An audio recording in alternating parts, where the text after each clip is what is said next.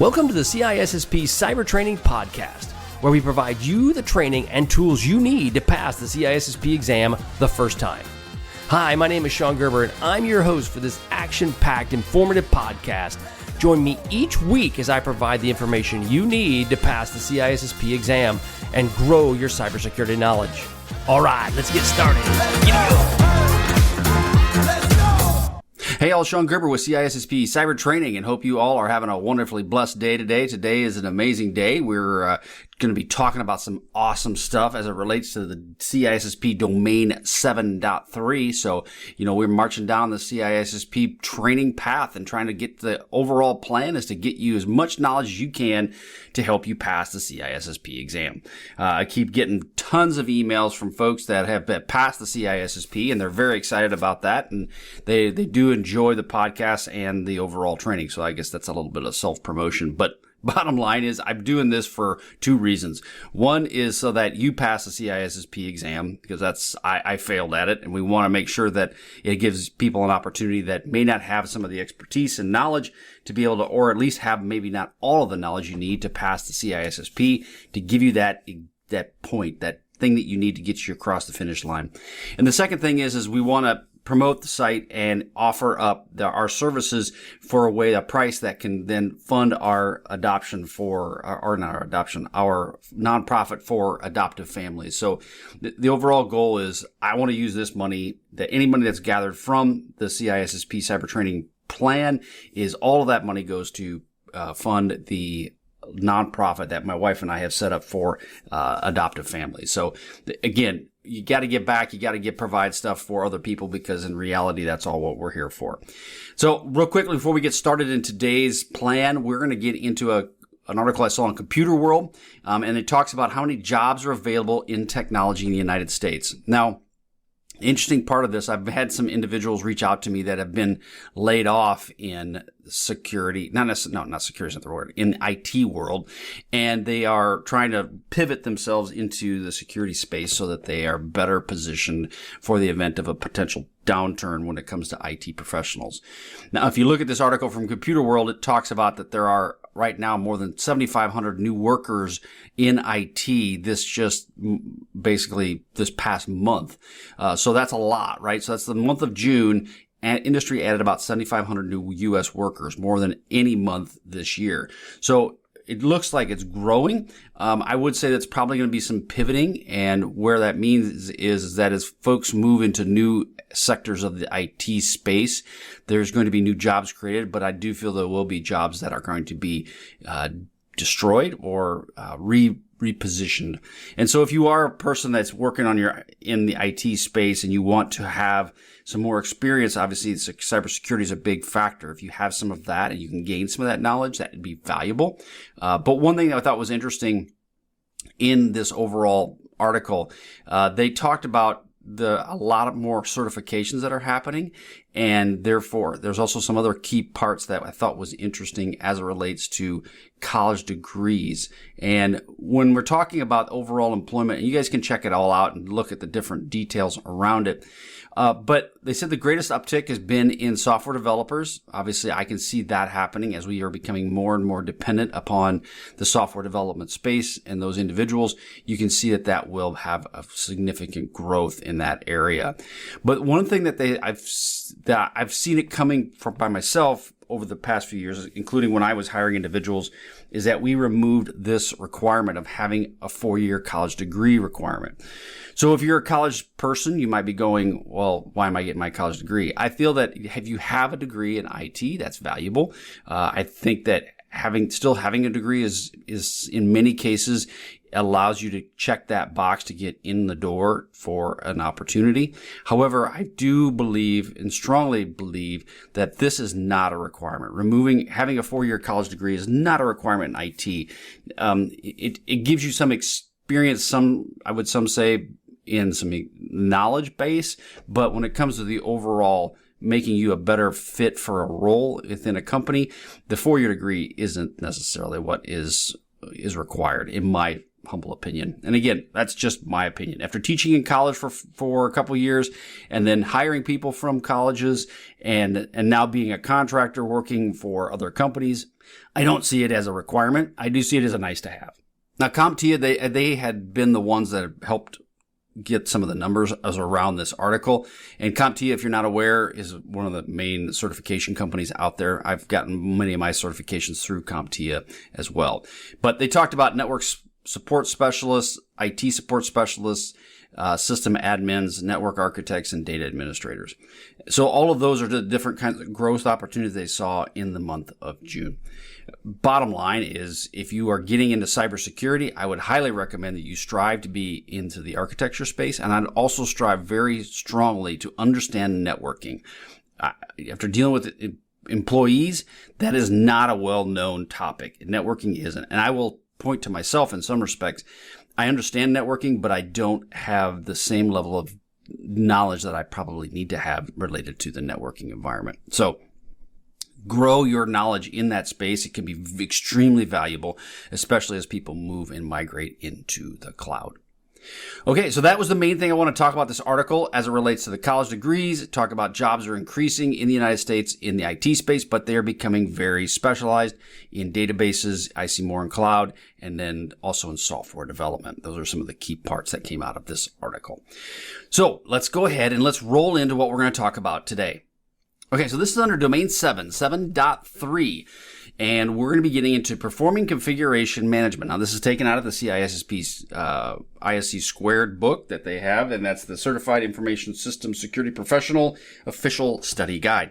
Now, this is based on the 2024 book. I will say that the fact is that the 2021 and the 2024 have not really changed much at all. The content has not. There's been a small, subtle increases, but mainly the only increases have been around what questions they're asking. So this content will be good for 2024 and it will help you pass the test, no doubt. Okay, so let's roll into 7.3. So as we're dealing with configuration management, and now this is going to be a subject we're going to go through a little bit here that is covered in other areas of the CISSP, but this kind of focused this section in 7.3 specifically around what is configuration management. Now, we're going to get into configuration changes, change control, and so forth. But when you're dealing with security configurations, asset discovery is a key concept to ensure you have some level of protection for your enterprise networks. And that means you must have the ability to discover what assets are on your network. If you don't have a good understanding of the assets that are on your network, it's really hard to protect them. I will say it's one of the biggest challenges that a large organization will have is around asset discovery, especially if you allow your employees or you allow individuals within your company to be able to install assets without a proper change control process. And what I mean that is that if you have an individual at a remote location, let's say, we're in Wichita, Kansas, let's go Tulsa, Oklahoma, and you have a small shop in Tulsa, Oklahoma, and because of that, your IT professionals are in Wichita, Kansas. So they're 2.5 hours away. So what you've done is you say, you know what, I'm going to allow you to have admin access to 1 or 2 people there in Tulsa so that they can install devices down in Tulsa for you, which is a logical thought process. And that would be one that you would probably want to drive towards, is having 1, maybe 2 people with the ability to do that, or have the remote capability so that someone can do the remote access or the remote adding of these devices to your network. Because what will happen, what you will see is as this 1 or 2 people down in Tulsa, Oklahoma decides they're putting devices, well, then the manager down there will come up to them and say, hey, Bill, I need you to add this to this network, or I need you to add that to the network. And next thing you know, Bill has added 30 new devices to the network in Tulsa and nobody knows about it. And so now you've got the only people that know about it is Bill, because maybe Bill's supervisor came to him, maybe the plant manager came to him, maybe somebody else came to him. Next thing you know, it went from having 1 device to 30 devices, and no one really has a true understanding of what is in the network. And this is a really bad place to be, because this is where now you have all these devices that are potentially vulnerable, that or could be vulnerable in the future, are now open for discovery by bad people as well as good people. So you need to have an asset discovery plan designed around your environment. And it does provide the understanding of the overall risks to your environment. It does help you understand what is going on. It helps you basically understand how are the different risks that are involved. And if you understand those assets, like say, for example, you have all Windows 95 machines. So some of you folks might be listening to this going, what is Windows 95? It is something really old, really archaic, and you would think should never be run on a network, but yet it does. It is on networks, many networks. It's also in many process control environments. So that is a big risk. It does allow you, the one thing when it comes to overall understanding configurations, it will also allow you to track and correct all authorized devices. So it allows you to have the ability to manage these devices both remotely and obviously in person. And then also what configuration management does, it allows you to discover any unauthorized devices within your environment. So I say any, that's a very broad term. I would, and this kind of comes out of the book. The goal is that if you have a good configuration management plan, you will discover any and all unauthorized devices on your network. Yeah, that's kind of a little bit of smoke and mirrors. I'm sorry. Someone might tell me, well, that's not right. Now, the book answer would be any and all devices. That's what the purpose of it is. I would say that that's wrong, though, because you're going to struggle finding any and all devices. You will miss some. You just will. But the goal, though, is that you miss very few, and then the ones that you do miss, you quickly remediate. So now security configuration management. This comes out of NIST 800-128. Now, there's various, we're going to kind of start with this, a little bit of the discussion around why you have to have it, and then we'll get into some more details around change control and so forth. But security configuration management, again, NIST 800-128, it's a software-based, they have various software-based security configuration management solutions to help you reduce this plan, or the attack surface, I should say, within your network. And what these are is there's like SCCM is a good example of that. That's software configuration. Yeah, it's Microsoft's product. And what that does is it provides you ability to deploy patches and equipment to various locations within your network. And SCCM is one example of that. There are many others, and this was that one from Microsoft. But there's other software configuration management tools that are out there as well. And they are designed to help you manage the operating systems, the applications. Applications is, it depends, but the network devices as well. The main thing you really want to understand, and when it comes to configuration management, is you break these down into the physical device, you have the operating system that the devices obviously have as their operating system, their host, and then you want to have the applications. Those are really the three main attack vectors. Now, there's a little bit more involved in that as well, but the device itself, if it's a VM or if it's a physical device, your application or your operating system, and then your application. Now, if you can realistically, and we're talking about risk, if you can control the risk to your operating system, that's a win. And if you can do that automated, that's even a bigger win. If you can control the updates to your device, right, beyond the firmware and so forth, if it's a package, if it's a virtual machine, and you package it up, if you can control that, then that's a win. When it comes to the applications, they get very, very convoluted, and they also have a lot of application sprawl, which means people will add applications which may or may not be fully supported. And these SCM solutions are designed to help you update these applications, but the problem with that is that they don't always update well. They do tend to break things. And I would say if you're going to focus on, from a real world perspective, if you can get 2 out of the 3, that's a win. That's a huge win. Versus what happens in so many cases is people feel they have to eat the elephant and they can't eat it because it's so big. And I had to break this down as a CISO. If we can get the operating systems patched, awesome. If we can get the devices patched and updated, awesome. And we can do this on a routine, automated basis, incredible. If I can't get the application, well, let me get what applications I can get and then focus on that, because the applications will be huge. And I know I've spent a little bit of time on that, but I'm just trying to focus and have you guys understand the applications are one of the hardest things for you to update and patch because there's just so many moving parts related to it. Now, when it comes to requirements, there are regulatory requirements that force you to do this, that force you to have a security configuration management plan. That's PCI DSS, which is obviously your payment card industry. Then that's the data security standard they have. Sarbanes-Oxley, that's your SOX. And then they're also the Monetary Authority of Singapore, MAS. That's another one as well. That many of them will require you to have some level of security configuration management. ISO 27001 will actually have that as well. So they're just stating that they want you to have this a defined plan. You use some software and you have a plan to do so versus just kind of winging it. Security configurations consist of 4 specific steps. Now, when you're dealing with step 1 is the asset discovery. Step 2 is defining an acceptable security configuration as a baseline for each device type.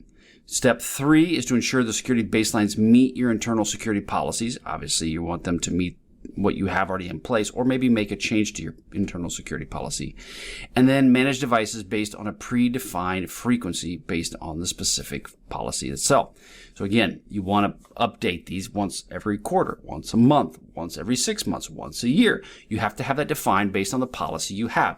So if you have a policy that says we will update our devices once a year, then you have your product that is set up to do that specifically as well. Now, one other thing you need to think about as you're relating to configuration management is obviously your operating system and your application support. I kind of hinted at this a little bit earlier, is if you have good support for your applications and your application owners can get you those updates and those patches, this works well. Again, where it runs into problems is because if you look at a large enterprise, just to say a very big company, you have hundreds upon hundreds of applications. So updating them can be extremely painful. But if you have good ownership of who owns those applications and they can get updates from the vendors that have created those apps, then it can go okay. But, and I'm saying okay because it does not go well. I mean, let's just be honest. But at least if you have good plans and good processes around these applications, you can do it. OS is different, right? Because you can control what operating systems are put in your network. If you don't control the operating systems, well, then you have another bigger problem. So again, understanding operating systems and the devices that run them is an extremely important factor. Policy flexibility is a key, and sometimes we can become too draconian, too set in our ways as it relates to the policy, stating, I must patch every month. Okay, well, maybe you need to have a risk-based approach to that. Maybe that is something you need to look at. When it comes to patching, do all my patches have to go through a manual change control process? Okay, is that flexible? No. But some companies will require that, and that's fine. It's just knowing full well that will add a lot of bureaucracy to your company. By adding all this bureaucracy, it will add time. It will also add the ability for mistakes to occur. I'm not saying you have to just go and hit everything on auto update. That could be very bad as well, very problematic. So you need to have a good understanding of your policy and what you're trying to accomplish. Can you scale it? Again, we talk about the Wichita main campus, and then you have the Tulsa remote office. Can you scale that to the remote offices? Can your remote offices be in China, Malaysia, Singapore? How does that work when you send up updates? What does the network configuration look like to be able to do that? So again, scalability is an important factor. And then closing the operational loop, understanding how do you operate this and make this happen from an operational standpoint. Again, these are not configuration management from a book's answer is very simple. It's just, hey, you update the stuff, you have a good policy in place, you update it routinely, hey, you're good to go. And that can happen, but it's from a greenfield approach. When we say greenfield, it means bare bones, starting up from ground zero. From a greenfield approach, that could go well. But when you're talking, you get dropped in the middle of a network that's been around for 10, 15, 20 years, it's a lot harder and if they didn't have a good change management process in place, it can be very challenging. And I would say if that happens to you, plan on a multi-year plan to get yourself in a good position. Do not try to do this within a year if you're in a large organization, because it won't happen. Have a multi-year plan to make this and get the processes in place, the people to understand what they're doing, and then get the overall buy-in from everybody to make that happen. Now, when we're dealing with another part of configuration management, we're going to get into some key activities around some aspects of this. So you need to have configuration identification. This will establish baselines, like I talked about earlier, about the product structure, function, and the overall attributes of it. So having some level to document this via a spreadsheet, whatever it might be, but you have to have the ability to document the initial hardware and the software configuration on that server. It may be something as simple as a spreadsheet. It could be something more complex as air quotes, another application that you have to manage. But you need to have some way of identifying the overall devices within your environment. Configuration control is another factor. You need something that manages the changes to maintain system stability and minimize the overall disruption. Change control can be very, very disruptive, and you need to have those changes set up in place to be able to do that. Also, an example is like you're approving and implementing security patches for an application. There has to be an approval process in place to do that. My old company, we used to have a very complicated approval process that would approve monthly patches. We moved away from that to an automated plan as it relates to Microsoft. Anything that was Microsoft related was all automated. Why is that the case? Well, because in many cases their updates and their management of their patches is better than what we were doing. So why not automate that from a Microsoft standpoint? There is a risk that you could have an outage. There's a risk that you can break things. But overall, the amount of time that was spent and the risk that we received from having delays in getting our security implemented was a huge factor. And so therefore, we automated that process as much as possible. Configuration status accounting, what this basically means is how do you have a way to track and report on your configuration items? Do you have a dashboard? Are you managing that with your people? Do your senior leaders see this dashboard and understand what needs to be done? And this is helpful because if you need some level of horsepower, needs a senior leader to help you get things moving, they will help you in that space. So this is where the status accounting is an important factor. Configuration verification and audit. This will ensure the compliance with the established baselines, and then you regularly audit user access permissions against the defined security policies. Again, do you have a baseline? Do you have policies in place? Are you following your policies? If you're not following your policies, then one, change your baseline to meet your policies if that's truly what you need, or modify your policies so that it fits your baselines. It's one or the other. Just don't leave yourself in a situation where, well, the policy isn't right, so we're just going to keep pressing forward. Policies are hard because they're documenting and it's paperwork. People don't like to do it, so they just kind of do stuff. You have to slow down in many cases to speed up, and this is an area that you need to consider. Another part of change management is understanding, or configuration management is change management. Now, this is where you're rolling out changes. This would be around the overall goals then to minimize the level of disruption that your company may have. And this changes can be very disruptive.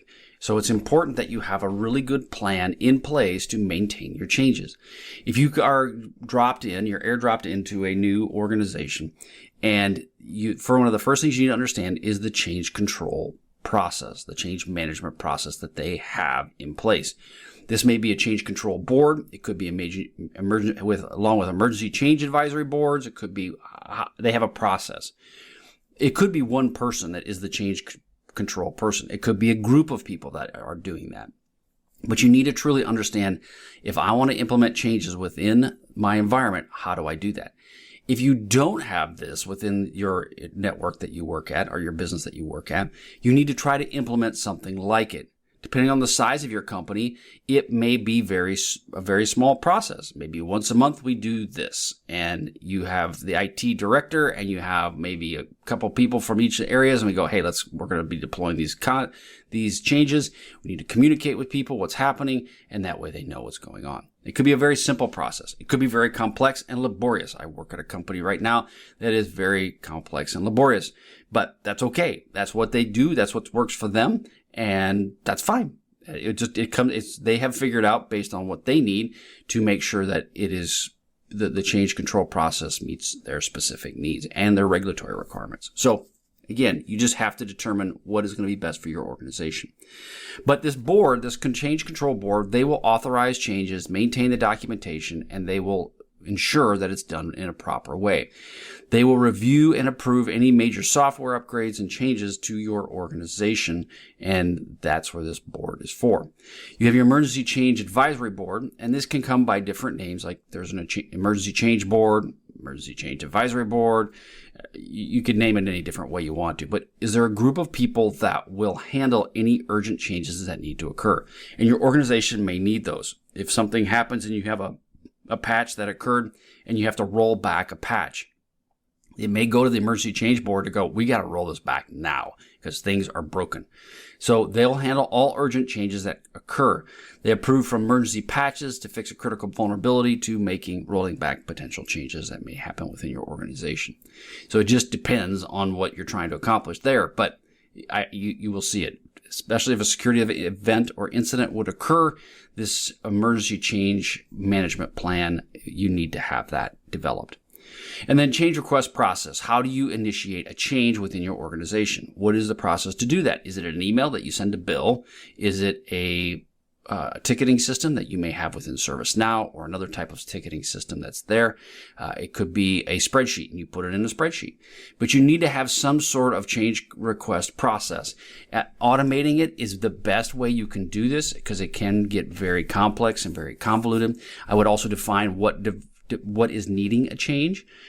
One situation I've seen is a company will require any change that is ongoing, like operational type changes. So say I need to tweak something, and if I tweak it, I need to put in a change request. I've also seen it where in the situation of a company will go and say, if your change is going to affect any person, impact the individual user, it must go through the change board. If it's not, if it's going to be just a change to a configuration on a file, an application, then you can do whatever you need to do. That does not need to go through a change board. But if it's going to have a direct impact on an individual, then you would need to go through a change board, or at least have a communication to your CIO, CTO, one of those, letting them know what is actually occurring. Again, it comes down to empowerment of your people. You have to decide how much empowerment do you want to give to your people. Do you want it to all be within the change control process, or do you want to empower them to make changes in your network? It comes down to people, time, and resources. How much do you have to be able to manage all of this yourself? So you need to consider having a change control or change request process in place. Last thing around change management, you need to understand the communication piece of this. This is determining how the changes are communicated to your people.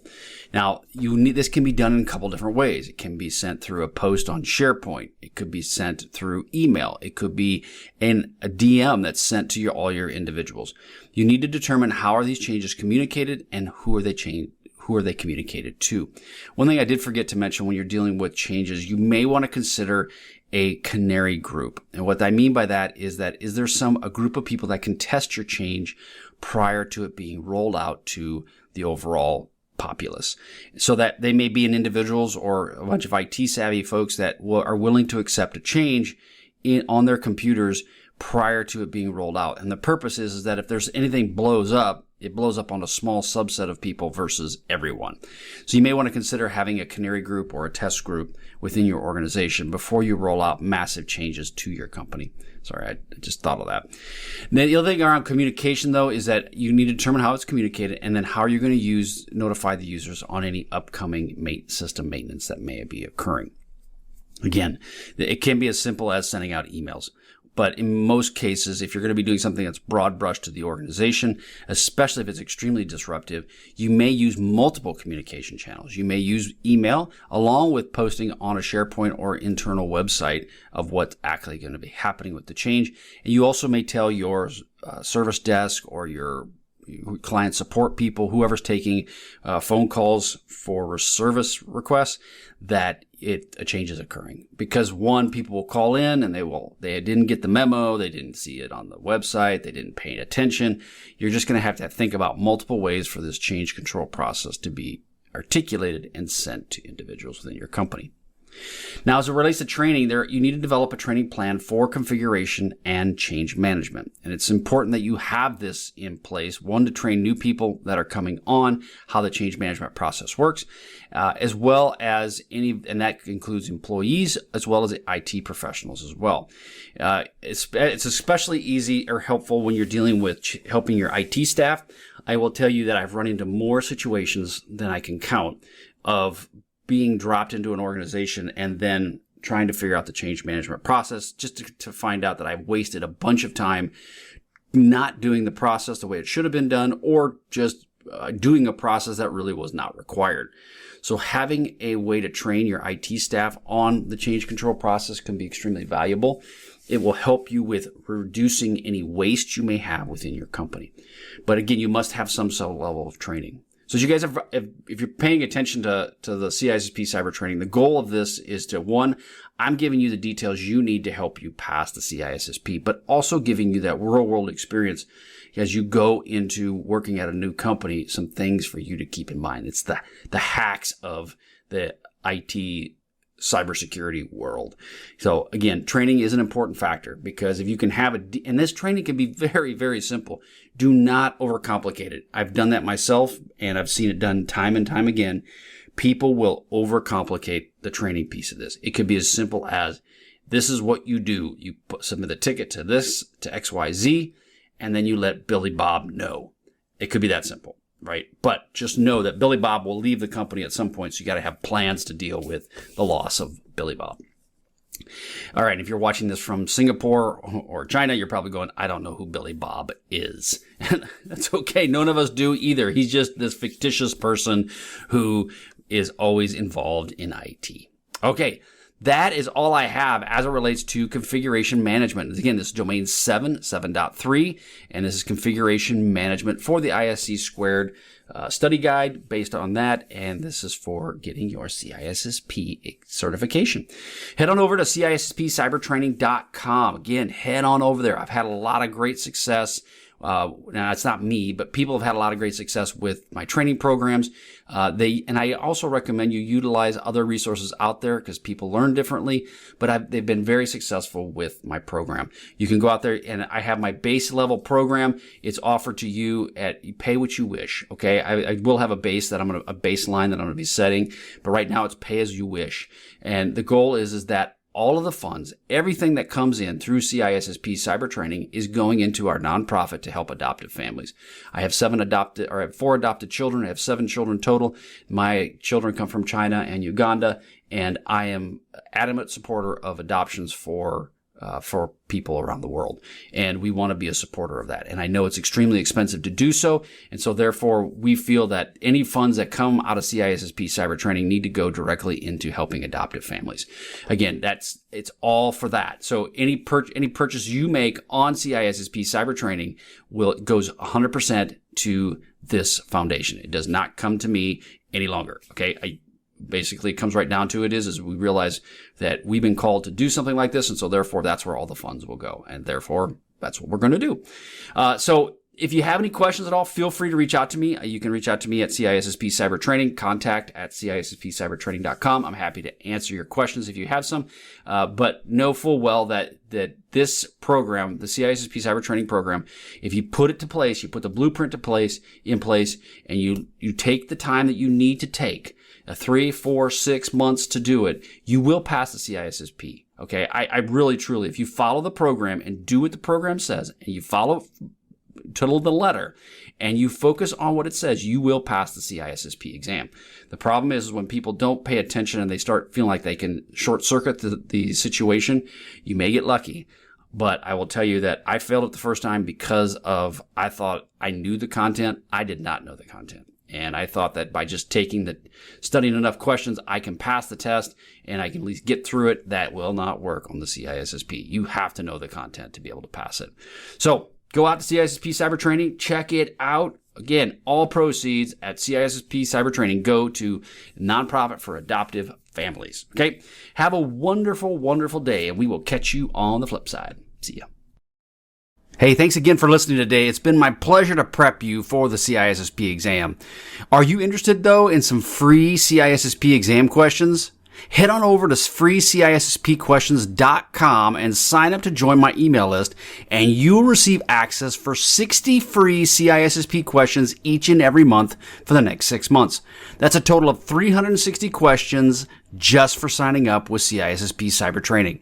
You'll also gain access to other free CISSP resources, so just head on over to freeCISSPquestions.com and sign up, or head on over to CISSPcybertraining.com and sign up today. Have a wonderful day, and we will catch you on the flip side. See ya.